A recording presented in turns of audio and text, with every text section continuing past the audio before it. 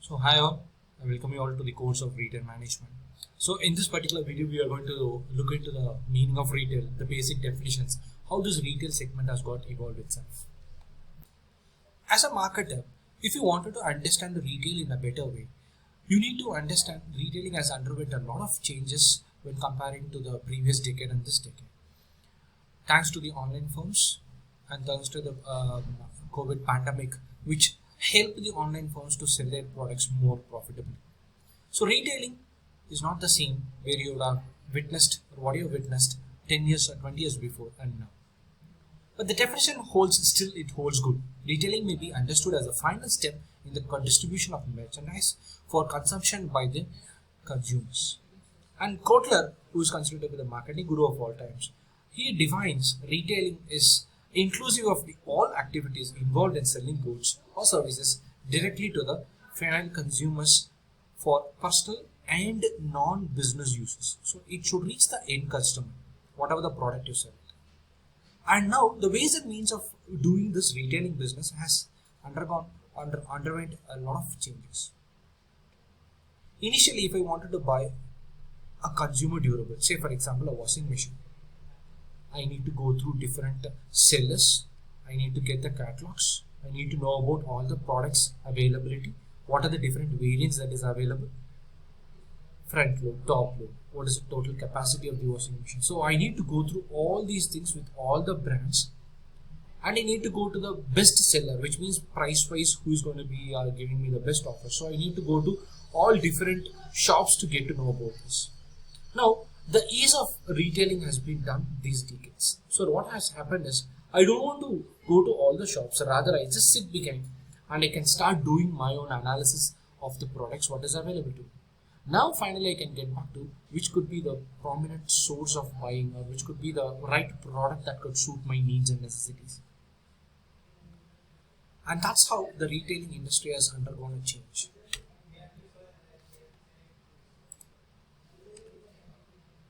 Retailers attempt to satisfy the consumer needs by having right merchandise at the right place and at the right price when the consumers wants it.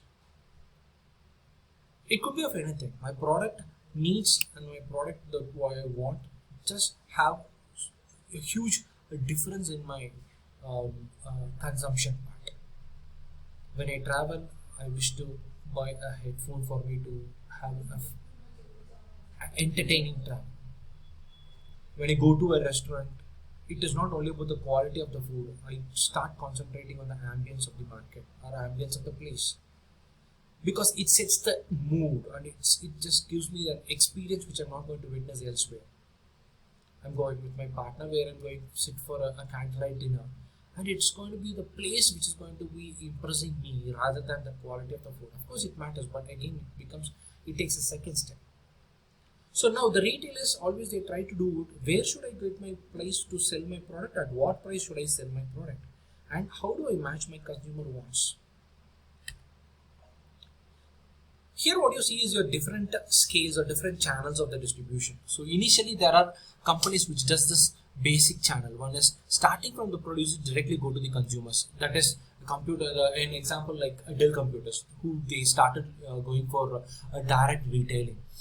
And they doesn't want to have too many chains which could indulge in price fluctuations, which could make their product price to get fluctuate more. So they don't want to happen that. So what they did is they came out with their own production unit and sales unit. So they go for direct sale. And there are few commodities which has to have a retailer. Without the retailer, I cannot sell it. For example, P&G and HUL, they came out with manufacturing soaps, shampoos,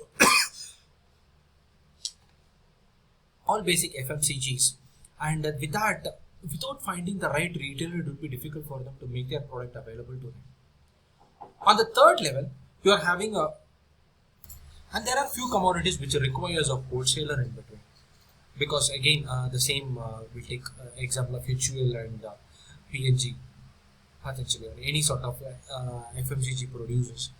The wholesalers, they know that what is the total selling capacity for the particular place. Wholesaler is the exact person to know that. So if you identify 10 wholesalers, your problem is resolved actually. So the sales part, you need not worry too much on that. The last one is your producer, distributor, and having an agent or broker. It depends on the quality of the product what you sell, or it is purely depending on how unique your product is. Few commodity, few products, I will not able to identify on my own. I need to find the right agent. Only through the agent I will be able to source it. For example, pharmaceutical companies who is trying to source paracetamol. Of course, that's a well-renowned drug, so it is easily available for them. But if it is a drug like insulin kind of, or if it's a drug where we do have a rarest production or rarest sourcing, and I need an agent or a broker who can source the drug for me. So even that sort of agent or broker's role could be needed. So that is also required. When I produce my product, I need to find the right agent or the broker who can take my product to the right people. So that is going to be the next level of your retail chains. Next, coming back to the evolution of the retailing. Initially, retailing was not being done as a part of making a product available to the consumer. Initially, retailing was fun. They normally organize some sort of melas, right? In the melas, they will be having all the entertainment factors, and in that entertainment, people are attracted towards, and they try to come to that particular place, and during that particular or when the people travel to the place, they need something to buy, or they wish something to carry on the remembrance. So people started bringing their produce to the particular place to sell it to the others, and that's why melas has been started as a typical factor for starting your retail point initially, right? Little in olden days we have it, and still now we follow that few places. And of course, this you would have been witnessing where we break bulk the produce. Right, this we call it as inventory houses, warehouses kind of, or in other form we call it as mandis, where people try to bring all the produce to one particular place. From there, it goes to the different cities and different towns.